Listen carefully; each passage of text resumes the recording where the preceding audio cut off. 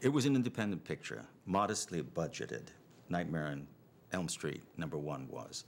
A lot of people were working who were relatively new to working in films, working a little bit for the thrill of it. At a certain stage, I don't mean to be condescending, but having been around a long, long time, I suddenly said, Ma, look, I'm making a movie idea, you know?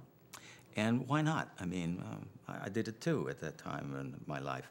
But I remember more clearly and vividly #3 only because I worked the first couple of days and then came back to work, I think, the very last day. Well, the first day I remember seeing all these people, what, you need something? Wait, I'll get it, wait. Oh, I mean, the energy and enthusiasm and a lot of earrings, you know, running around the set. Everybody was so excited and so on. I came back for the last day. I think it was Rachel who was the second assistant or something.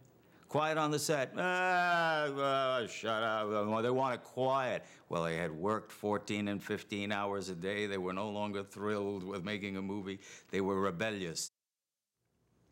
After we had finished the first film, it was such a small film. I mean, our budget was so small. And when we had the screening, we had it in a little screening room at Warner Brothers, and me and Johnny had arrived late, and Amanda Wiss, and all of the people had come to my house first, and we'd had a little celebration. We got to the theater, and there were no seats for us, so we had to sit on the floor. And the fire marshal came and told us we couldn't show the film because the theater wasn't big enough. So some people either left or we ended up sitting on the floor. I mean, it was so small film, written all over it, you know. And our clothes had all come from the, Salvation Army, basically. Maybe with some new socks thrown in here and there. It was pathetic when I think about it.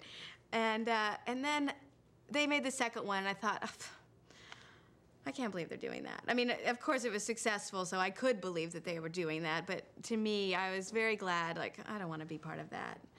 And then I remember a trick-or-treater came to my door who was dressed as Freddy, and I went, he's big. He's a household name. Freddy Krueger is it. And I was in college at the time, and fraternities were having parties, and people were coming dressed as Freddy, and no one ever came dressed as Nancy.